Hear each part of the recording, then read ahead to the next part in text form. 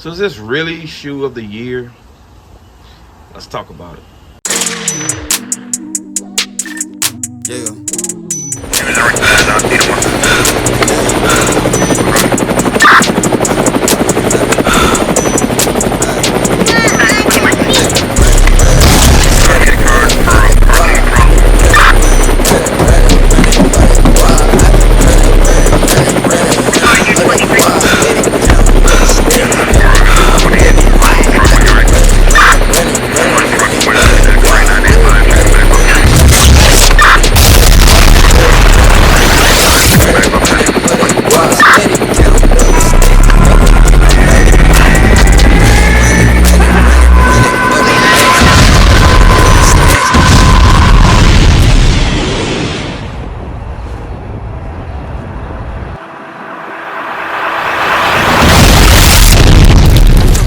Where they keep calling my phone. Got a bad wood, he just like a bomb. Ain't shot her wanna sing, talk put on the song. Talking for I need another cup. And I'm rolling one talk about to pull me up. She gon' blame me down to the. So a lot of people say these are shoe of the year. I'll give you my feedback on them. First, we'll check out some things that I think is cool, but you know, it's customary. This is kind of noisy, so let's just get that straight. But first of all, you know, shout out to Politics. I actually won a pair of Shakeback Sundays, man. It's pretty good. I paid $248 for them, so I got them for retail, which is, you know, pretty darn good. But you go to those Shakebacks, they throw raffles out, you know, and this time they gave away to 10 people who could win a pair. So I was able to win a pair, going to Shakeback through the raffle. So that was pretty cool. So it's always cool to get the shoe, you know, and you ain't got to run a StockX or nothing to get them. It's always a blessing. Shout out to my guys at Politics. But, you know, so these come with the white laces, okay? Come with the white laces. And before we even talk about the shoes, you know, I apologize for the shaky video, y'all know.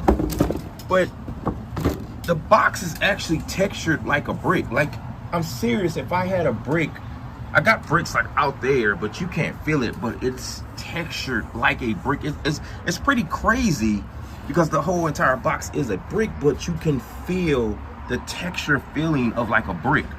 It's that good.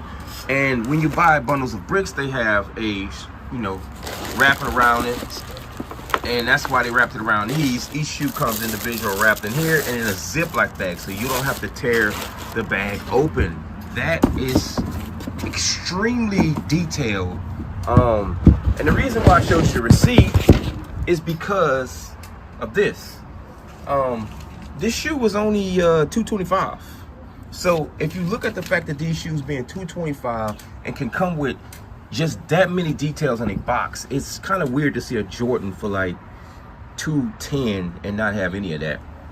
So first of all, with them changing the bike on the back, the Nike to bike, that's always cool. They did it with the other New York pair or something, I forgot, the Chicago pair, the Shies 3s, and they've done it with a few other pairs, the Nike SB.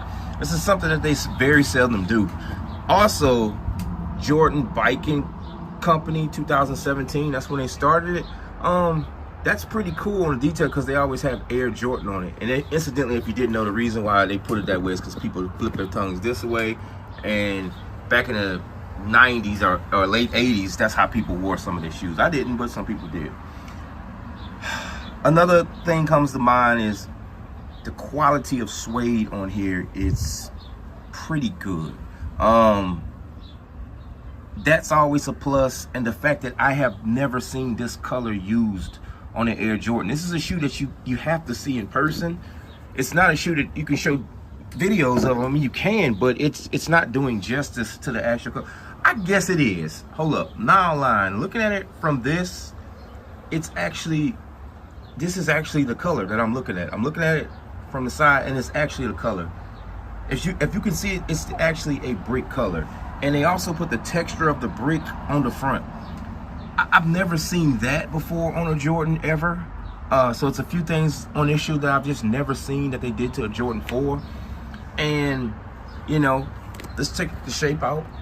Aesthetically, it's still a little bulky to me, you know, the 4s. But, I mean, you know, this is one of the 4s where they added the brick to, so it may be the reason why it's a little thicker, a little bulky. I don't know.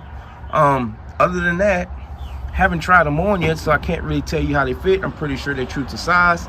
That's as far as I can go. Also, they put the swoosh on the side, which I'm usually 100% not a fan of. For some odd reason, on this shoe, it just seems right.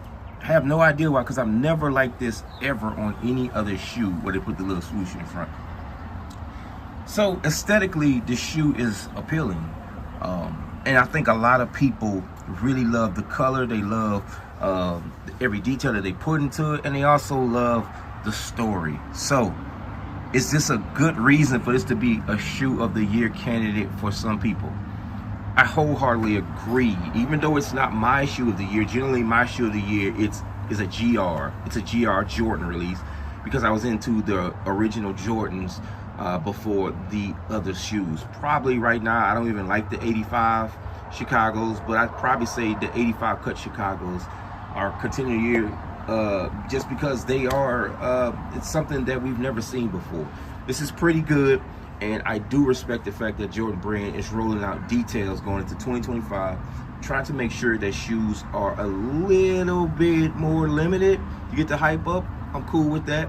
And they're making it a chase for a lot of other people. Unfortunately, at my age, I'm not chasing shoes like that anymore. So if I get them, I get them. If not, and I really want that bad, I'll pay resale, whatever. But as far as all the chase and the stress into getting these kicks, it's not really my thing. And these shoes were really limited.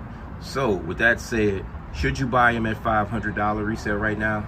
If you like them, you better pull that trigger right now, because they are not going too much down. Maybe you might see a 440 mark, but they ain't going to the 440. It's not going to happen. So with that said, I suggest you go out there and get them. It's a reason why people are saying they're contenders of shoe of the year, one of the best releases. I respect it.